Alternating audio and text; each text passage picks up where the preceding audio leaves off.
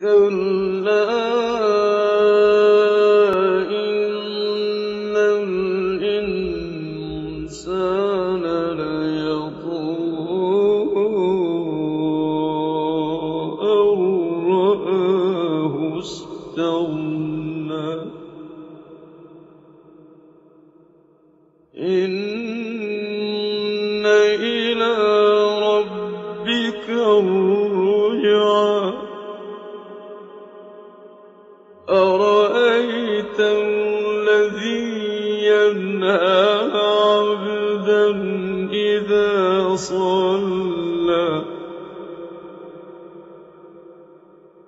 أرأيت إن كان على الهدى أو أمر بالتقوى أرأيت إن كذب وتولى ألم يعلم بأن الله يرى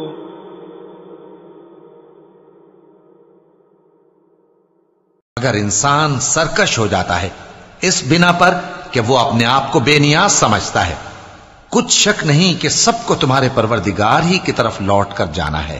क्या तुमने उस शख्स को देखा जो मना करता है, यानी एक बंदे को जब वो नमाज पढ़ने लगता है? भला देखो तो अगर ये राह रास्त पर हो या परहेजगारी का हुक्म करे तो मना करना कैसा, तो इसका अंजाम क्या होगा?